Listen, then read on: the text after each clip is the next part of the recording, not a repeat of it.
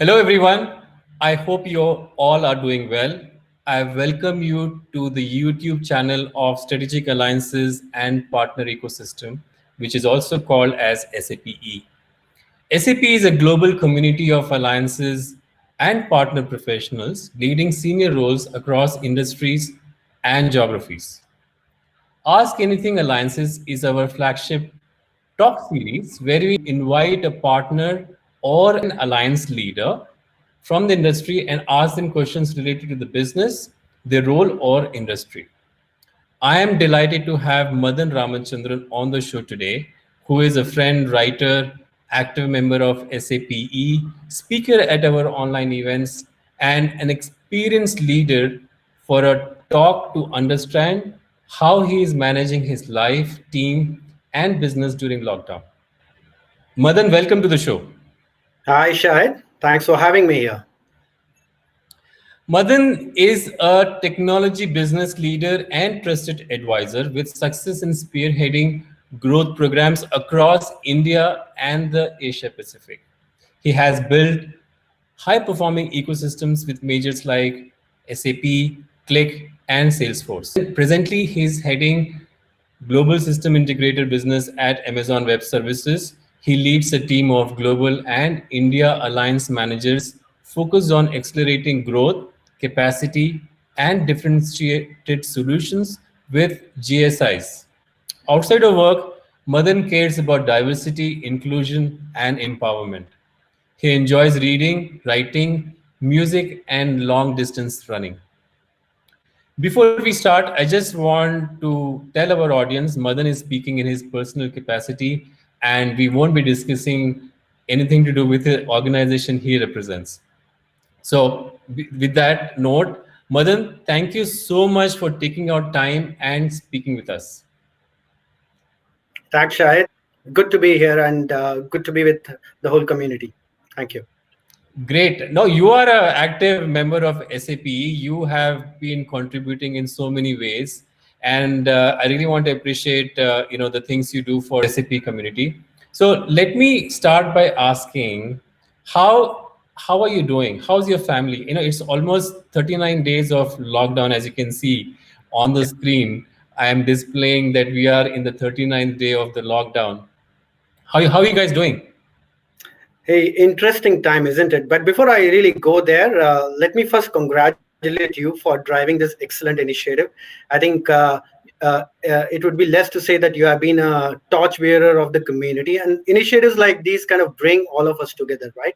And all the more in times like these when we could definitely use some opportunities to learn from each other. Thanks for asking about me and my family, Shahid. We are definitely doing fine. With God's grace, we are taking all the necessary precautions, health-wise, safety-wise, to sail through these difficult times. But if you really look at it, there are two sides of the situation, and I was sharing this with a friend of mine a couple of hours back. On one side, there is a bit of anxiety amongst all of us. We have kids at home. We have aging parents, so we are worried about, and we would not want any harm to come their way, right? And not just that, also the heart goes out to a lot of people whose livelihoods have been affected by this overall situation. The positive side of it is essentially simple things like being able to spend time with family, right? Being able to have those 3 meals sitting at the dinner table with your parents, with your kids and spouse, is really excellent. And obviously sharing household responsibilities is also something which has increased. So that's how we have been. We are doing fine so far, and I wish well for everybody in the community. Thank you, and good to know that you are doing well. And I think when we were talking earlier, you also said that you are in Hyderabad with your parents, which is a good thing, right? Because it's good to be with them when things are not that great right now. Definitely, definitely. We came here to visit them, and we are stuck here. I would say we're stuck for good. As they say, the things happen for a reason. So I'm with my aging parents. I could take care of them, and we could pass through the situation that we have. Great to know, Madan. Alliances and Right. partnership roles require relationship building and a lot of Yep. face to face time with the stakeholders. I am sure business is not going to stop because of this hurdle. How are you keeping in touch with the partner and stakeholders? Is it tough to manage the relationships remotely?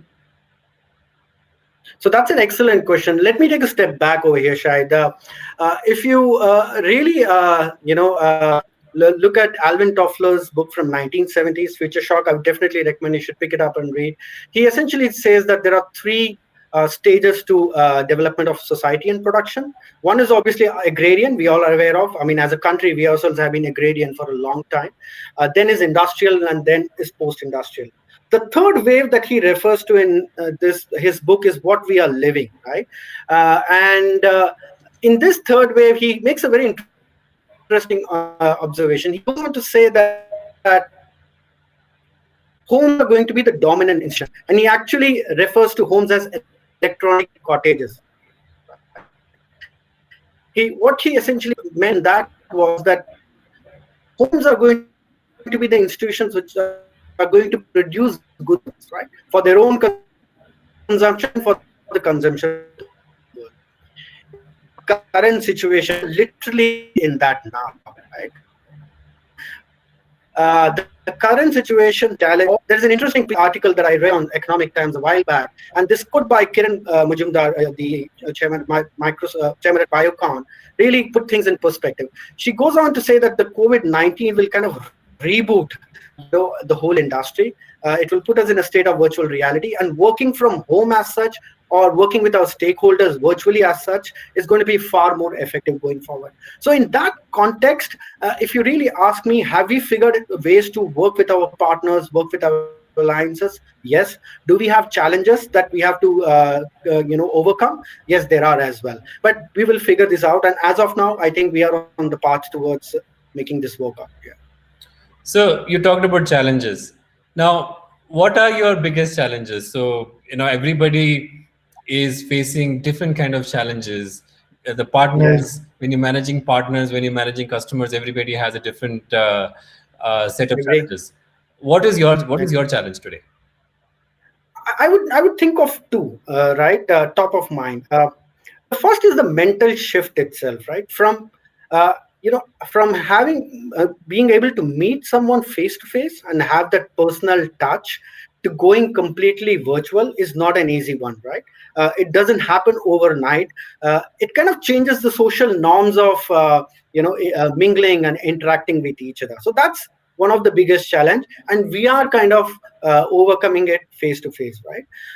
The other challenge specific to the kind of work that we do is, right, a large part of our work experiences is about coming together and brainstorming on our business plans, brainstorming on what ideas to implement, or which are the big rocks that we want to move together in terms of partnership. Now, you don't have the luxuries of whiteboard anymore, right? Unless you have a whiteboard in your background and you can sketch something and share with the team, or for that matter, you don't have the luxury of a huddle room or a meeting room where you can come together physically and do that activity. So that's another challenge that I feel is kind of sometimes crippling, right? When you really want to wear your thinking hat and get into a room and discuss with people as to what new innovations you can do, that kind of becomes a challenge. So these are two challenges that comes top of mind in working in the new normal form. Interesting, and I'm sure a lot of people are facing this challenge of not able to meet people face to face. You create that trust when you meet person face to face, and so on and so forth. I can also think of another one, which is managing the team. Now you have a team of people Yeah. who are managing global as well as Indian system integrators. How are you able to motivate them? Is there something you're doing differently? Oh yeah, that's an excellent question, Shahid. So I have a team which is spread across different parts of India, and in the pre-COVID world, we would have met at least once a week, right? All of us travel. We have our business meetings, which are face to face. We would have gone for joint meetings, and we would have seen folks in person. Now that's not going to be there. The couple of things that we do as a team. One, I think as a team, we try to come together at regular checkpoints. It could be weekly, it could be fortnightly. The least we could do is come together on a call and switch on our videos. By the way, that's kind of an unsaid rule that we have within the team, that you would want to see smiling faces across, right? And you want to get inspired from each other. So that is something we do. We have regular touch points, weekly or fortnightly, wherein we come together. Not just that. I think the amount of communication that we now do has increased as a team, right? And the communication here is where I want to point out, right? It's not just about work. I think people have started sharing their personal challenges and vulnerabilities as well. So that's kind of bringing people closer, I would say, more than just talking about work, and really being able to understand the human behind. That's something getting enabled in this the current situation. So that's the second thing that is happening, and I'm seeing that across my team. People are open to share jokes, their political views. The people bring up their kids in the way video calls, so that's really nice, right? So that's something we are very open in as such within the team that we truly try to operate. And third, I think consciously we are trying to see if we can let down and let some of the calls need not be about work, right? I can share an interesting example wherein the team got together. We actually had a virtual happy hour. We all made our own cocktails of sorts, and we kind of enjoyed chit chatted together. But that's the kind of things that we need to do to keep people motivated, because at the end of the day they are stuck in their home trying to work things out and in this situation. So those are some of the things that I do with my team, which is helpful. Yeah. So keep it light, keep it happy, motivate each other, do something different. Okay, I have also noticed that people are not able to draw the line between personal and professional time. They Yeah, are yeah, sometimes overworking, sometimes they are working late nights, they are not able to sleep, they do not have any urgency of getting up in the morning and go to work. The schedule is completely disturbed. Any yeah. advice how to stay productive and not overdo things here? Yeah, so I'll share a very interesting experience. Right, at some point, I think this is, uh, uh, I think mid next week. I kind of was feeling that, hey, am I working a lot, or is it just me, or it's a common thing that's happening across at least my industry? And I did ask my friends. By the way, I asked my friends in manufacturing. I checked with my friends who are in healthcare, who've been in the industry for quite some time, and really kind of dipstick on, hey, how is your work? What's going on? What's going on in the real estate world? So I saw a couple of trends, and I kind of connected back to personal productivity as well. If you look at places where the man and material touch points are heavy, right? We're talking about manufacturing, we're talking about real estate, or the healthcare from a diagnostic industry sense. There, the kind of workload has come down because it's a high touch workload. People are have to be there in physical locations as such. The overall workload has come down, and they are probably figuring out a way that when things become normal, which part of their functions could go completely virtual or pivot more around virtual, and the rest could be business as usual. Whereas in services sector, in sector like the one that I'm working with, I think there is a kind of an overdrive, right? Not to the statement I'm making, but I think people are in a general productivity overdrive. And I can understand because, as you rightly pointed out, the boundary between the personal and the professional life has blurred, right? Now, the question is, how do you deal with that? There are a couple of things I think one need to do. The first thing is, don't may have those blurred boundaries. Please put a thick line to it, right? And how do you do that? There are different ways to do that. I think it's extremely important for you to respect your own family time and respect others' family time, right? So one of the things I do, at least personally, is beyond a particular point in my calendar, I don't take calls, right? I do have a global team, so I do have to take calls in US time zones, Europe time zones, but I have kind of time slots figured out for that, captured in my calendar and segregated. So don't really mix up your family time. This is a wonderful opportunity for all of us to be with our kids, to be with our parents. So block that time and diligently spend that time with your family. That's point number one. Two, some of the things that I try to avoid consciously, at least with my team or in terms of my work, is not to have really back-to-back meetings, right? I was reading this interesting article from Harvard a couple of weeks back, which essentially said that back-to-back meetings are poison to productivity, right? You need time to just switch off for a moment, think back as to what all you discussed, think around specific actionables and impact, and then move on to the next meeting. to the next one. So I've started this concept of 25 minutes and 50 minutes meeting. It's not a new concept. It's been around for some time. I really try to give back the 5 minutes or 10 minutes back to the team or the stakeholders I'm interacting with. That has kind of really helped me, boost productivity, or at least focus on the right set of things that I need to do.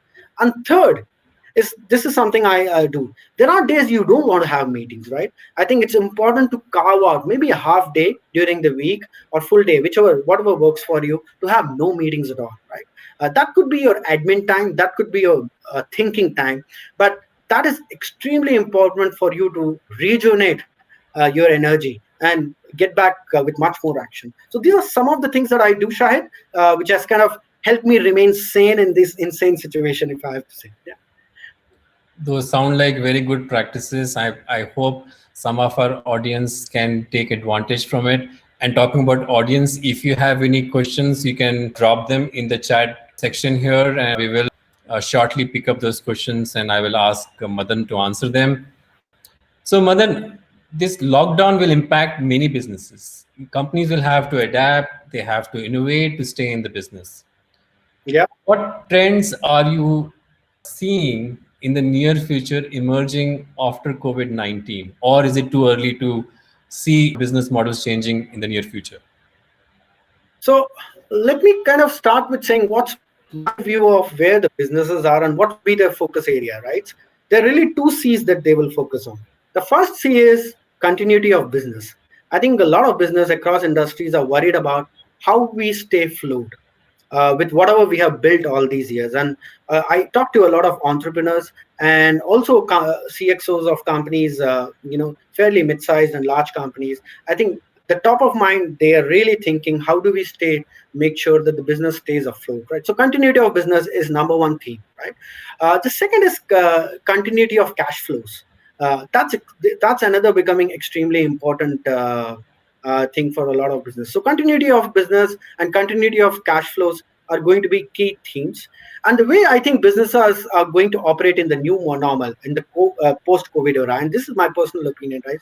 I think they would consciously sit back and look at their value chain, their supply chain systems, their production systems, their materials management, sales and distribution, and so on and so forth, and would really want to look at which parts of my business has a potential to go digital, right?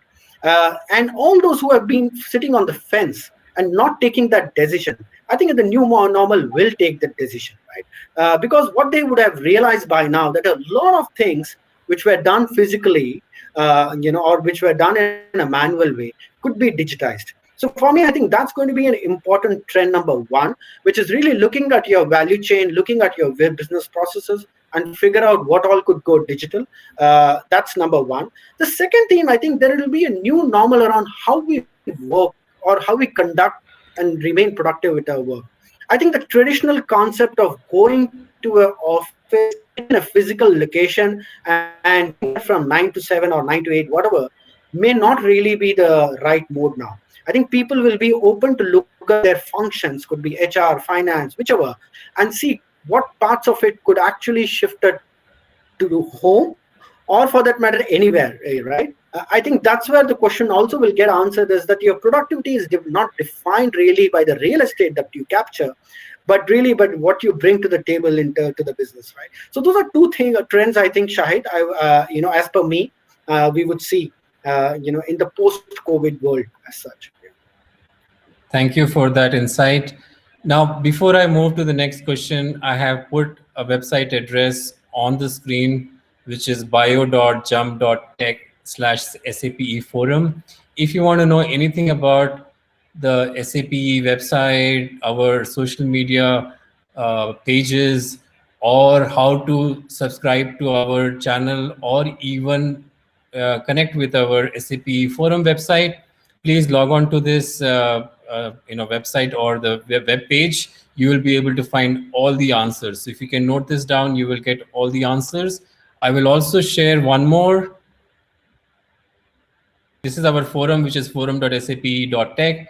And if you want to subscribe to our channel, is sape.tech/subscribe. A lot of companies are realizing that their customers are shying away from placing orders. They're asking for more discounts, or even canceling the orders. Now, what do you suggest? I'm not asking what is your company take or what is Amazon doing with this, but what is your personal suggestion to other people in such situation? How should they hold on to it? What should they do to keep the engagement on with their customers? Yeah, so thanks for calling that out. I think the company that I work with, I think there are certain things that we are doing, and there is enough and more published in the public forums, and people can refer to it. I think this is where, as leaders, we need to lead with empathy, right?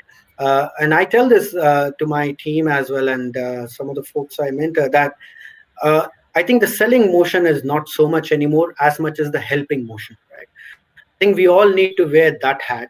And going back to my earlier response, if you really look at business, the two themes are continuity of business and continuity of cash. I think it's very critical for us to sit down with them and understand as to how are they faring on these two themes, right? And have have a very empathy based discussion on how is it impacting their business, right? It is true. We are getting a lot of requests. I think most of us in the industry are. The request could be right from ask for delay in payments, or maybe a different model to engage with the customer as well. But I think that's where the starting point for us to sit down with them, ask the questions around these two areas. Once we have done that, I think it's easy for us to identify certain areas that we can help them with. There are areas we may not be able to. We are all constrained with our own limitations. But I think with the areas where we can help them with consciously, right? It could be probably helping them be more productive and effective at this time, right? Other ways that we can help them with cutting their cost or optimize their overall existing operations, right? And it could be from IT and to non-IT areas as well. So those are some of the things that we can definitely do. What I think we should not do is have a knee-jerk reaction and react to that request. I always encourage that if you get a request of any sorts from your customers or partner, please do have a conversation with them. Not a conversation around just that request, but on the impact for the overall business. I think then we will be able to make a compelling reason of whatever they need, and we can get that across to them. Right? That's my point of view on how we can deal with this. So be empathetic, understand their situation, not just money, but there are other ways of helping them. Great advice. Yeah. I have a few questions here. Sunil Manohar, he's asking how to keep partners engaged and motivated as there is no personal and physical visits. Also, customers are at That's home, pretty. so partner business also affected. Uh, affected. Any advice on how to navigate these situations? So let me answer the first one, right? How to keep partners engaged. I think it's no different from keeping your team engaged. I think the way I suggested about how we need to have regular touch points, uh, understand their well-being, understand their needs. It's pretty much similar to engaging with partners as well. I think in my world, to give an example, we are consciously making sure that we create communication platforms with partners. It could be in forms of roundtables. It could be in forms of connect with the leadership on a couple of things, not just to do reviews. I mean, that's definitely one part of it, and we all are very good at it, and we will continue driving that. But also in terms of seeing what's the overall situation they are in. Are there offerings that we can bring together to the industry which will help in the COVID situation? I personally, for example, with my team working with partners to build offerings which are around COVID situation, which can actually help different sectors like healthcare and so on and so forth, right? So I think that would be a way better way to engage with them and understand how their business is progressing. Uh, that is one on the partner engagement front, right? On the customer engagement front, I think it's pretty straightforward. As I said, the motion now is not so much of a selling motion, it is a helping motion, right? I would definitely want to go back to the customer and want to understand from them, hey, we are completely fine. We understand that your profit projections are going to be impacted, your decisions are going to be delayed, but I'm not here to kind of push my products or solutions to you. I'm here to figure out that in your motion to stay afloat, in your motion to get your cash flows up and running, to be continued in business, what is it that I can do, right, as a company? I think that's the conversation I would want to have with the customer at this stage, and that's how I would engage with them. Great advice. Again, thanks, Madan. I have another question from Srividya. While most of the people working from home, connected and working most of the V hours, what will be the factors leaders would consider to recognize and reward their team members? Oh, by the way, that's an excellent question, Srividya. I think uh, I don't there is no reason for us not being able to give virtual trophies to teammates who are doing well, right? The trophy need not be a physical one that you actually need to hold in hand, but it could be a virtual one, and we are doing that, in our organization, and I have done that in the past as well.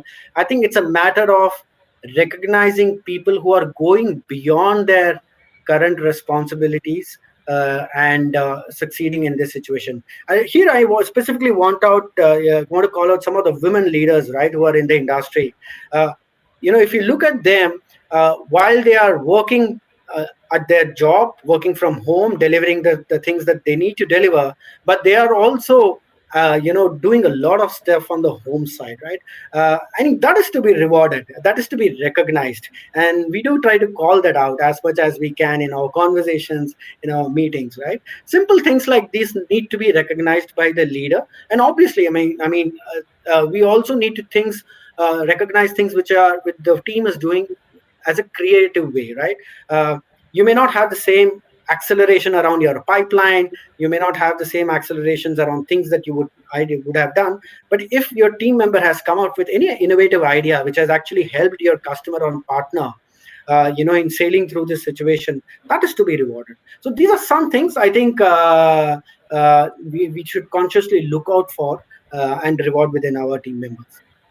I think this is a very good point, Srividya. I did not think it from a point of view when you are working remotely, you can still reward them in various ways. Next question I have is from Suresh Karthik, and he's saying, "Hi Madan, can we achieve 100% productivity and efficiency when we work at home or from home, especially for our car sales industry?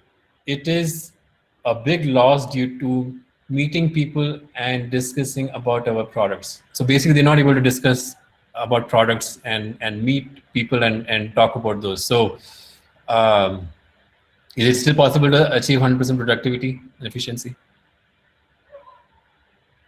I don't think, hey Suresh, that's an excellent question, right? I'm not really an automotive industry expert, so I can't really comment as such on what's the trend are going to be, whether we can be effective in car sales or not. So I would park that part. But, as I pointed out earlier, any industry wherein the man and material contact is high and the face to face is an integral part of their work mode on a regular basis, it is getting impacted. So to answer your question, that whether it's going to be 100%, 70%, 80%, I don't know, but it definitely will get impacted. I have friends who are in automotive, I have friends who are in real estate, and they tell me that they are impacted by the current situation. And it's not all hunky dory as such for them. Their growth is impacted, definitely.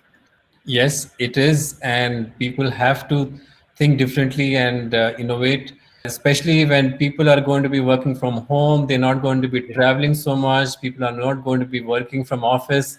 These are some industries where there will be impact. More ideas have to emerge to find solutions to these industries. Now, before I move to another question, I have a question from Murli Satya, and he's asking, in the post-COVID situation, we will see more channel sales as compared to direct sales in the software product sector. That looks like a comment. Do you agree with what Murli is saying? I think I would agree with. I think the proportion of it, whether more or less, is I think we can debate.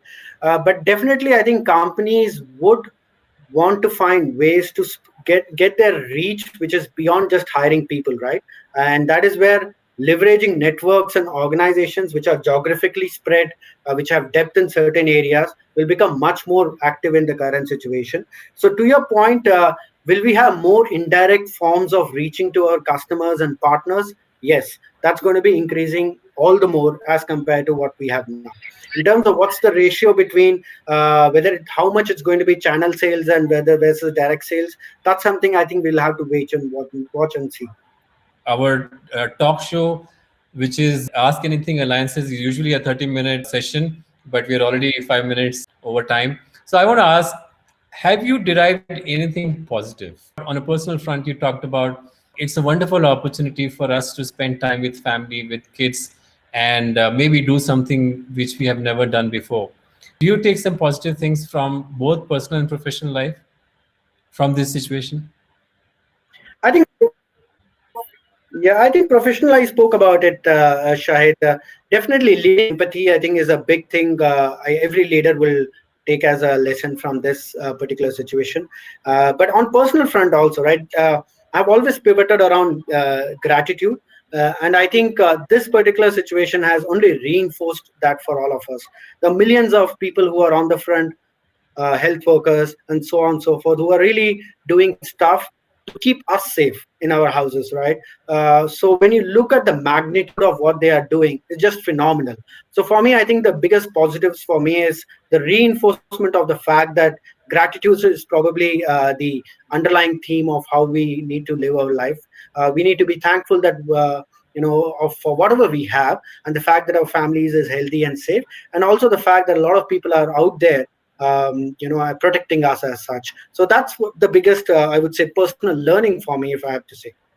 I can see Uday has asked you a question which I'm going to come back to you later. He's asking, what are you reading, listening, or e-learning now? So you please answer that later. So I want to tell people we can ask questions other than work also. This is Ask Anything Alliances. So, feel free to ask that because I have a question for you in that line. But before that, Madan, if you don't mind, there are a few more questions if I can ask from our audience. Go ahead, go Sure. ahead, go ahead. I'll try my best. Yeah. Sure. Mandeep Kumar, he is asked, how do you see companies partners with not having off-the-shelf products or services, ready-made faring in post-COVID environment, where it might be more on needs rather than wants? If you could. I don't think I'm able to get what Yeah, exactly I'm also not very sure, Mandeep. do off-the-shelf If you could services ask mean this over question here. again, it would be great Yeah. if you could post this question again. Meanwhile, I'll move to Uday. Uday is asking, are you using the downtime for enablement of your team and partners? Are you doing soft skills, leadership training for team, partners, and alliances? So yes, I think we are. I think a lot of us are doing that in industry, but I think here is where I want to be conscious about. Right, it's important for us not to bombard our ecosystem with learnings and enablement that we want to drive. Rather, kind of have a conversation with them on what they want to focus on. Right, and this is how I visualize it, or this is my mental model of enablement. Right, we need to sit down and find out opportunities to new skill, uh, upskill and reskill, right? We probably need to sit down and say that, hey, are there people who need to get skilled in your area and are working in a completely different area, and getting skilled in this particular area could be a future opportunity in terms of career for them, right? That's number one, which is the new skill. Upskill could be a lot of folks who are already trained in the solutions or products that you offer, but there is an opportunity for them to go a notch up, right? If I talk in my software industry terms, maybe there is an opportunity for a developer to go to an architect level, whichever way. But it's the upskill part that I essentially talk about. And third is obviously reskill is essentially area people who are in the similar product or solution area, but you would want them to extend their expertise in the areas that you are into, right? So if you really ask me, these are three motions that I would really focus on: new skill, reskill, and upskill. And this is a conversation I would want to have with my partners and even the team as such, and then recommend them specific programs. And the way I would typically look at it is there are two motions. There is a push motion, which I think a lot of the organizations already have, wherein there is a training team which is pushing things up. But there is also a pull motion, which I'm a big fan of, wherein once you have identified these learning goals for your team or your partners, maybe you want to kind of put together a plan and tell them, why don't we look at completing these in the next 1 month or 2 months, and why don't you take the ownership of it and drive it to success, right? So that's how I would look at the overall enablement training piece for team and partners as such. they have to be motivated as well, right? I mean, we can't just push things down Yeah, the line. And yeah. as you said, it's also important to understand where the gaps are and then accordingly go with it. Okay, there's one more question from Uday. Okay, so this is the same question I was asking you earlier. So he's asking, what are you reading, listening, or e-learning right now? That's a good one. Hey, I don't know if you guys remember in 2014. Yeah, in 2014, there was a very interesting book that was written by a guy called Graham Alcott. I hope I got his name right. It's called the Productivity Ninja. If you have Kindle with you, or if you can kind of just download that book, buy it off one of the online portals, go for it. It's an excellent, I think, book for you to read around productivity, which is kind of becoming a theme these days, and kind of gives you a balance of how to balance your productivity issues as such. So that's what I'm reading. Again, I'll repeat. It's called the Productivity Ninja. It came up back in 2014 by a guy called Graham Alcott. You'll find that on the internet. Yeah. Okay, I think there seems to be a little bad connection from where Madan. So we just lost you in between, but we heard you that the book name is Productivity Ninja. Vipasha Trivedi, she is Okay. asking, how do you get competitors' insights at customer place in today's COVID situation?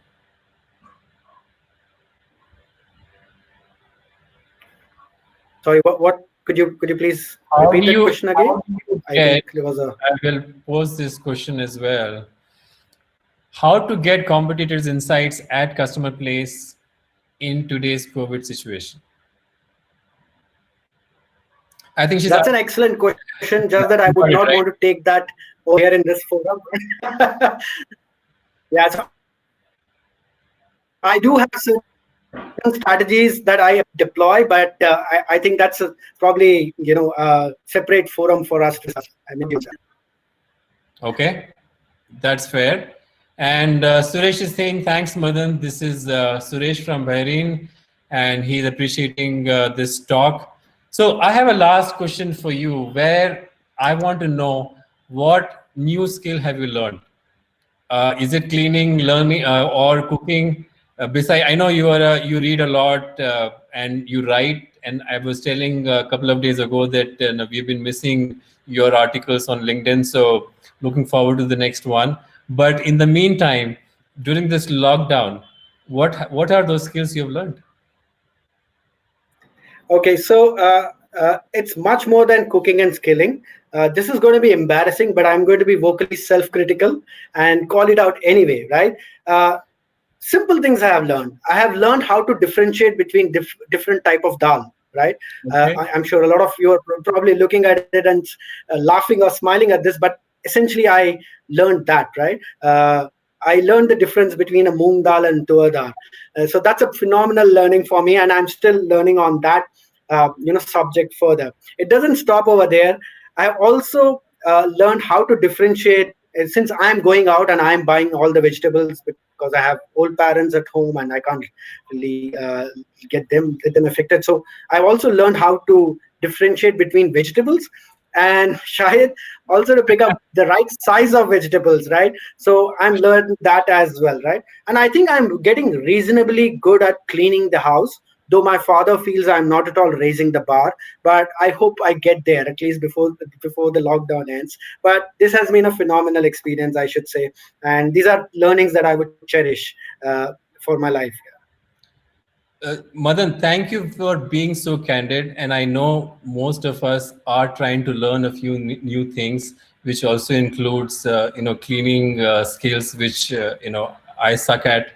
For your father may not be thinking you are raising the bar, but I know you might be thinking, listen, I have really achieved something which you could never do before. But on that positive note, we all have been facing this challenge together. We have to fight this together. We have to learn from each other and fight this pandemic and come out with flying colors. I would really want to thank all the audience who took out time and came to this channel to listen to this conversation.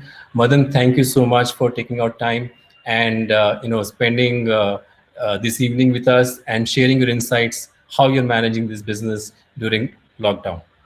Thank you so much, Shahid. It's an honor to be on this platform and really appreciate the great work that you do. And before I close, I really wish health and safety to everyone. Take care of yourself. Stay safe. Thank you again, and we wish the same to all our audience. Stay home, stay safe, and wish you all the very best. Thank you. Bye.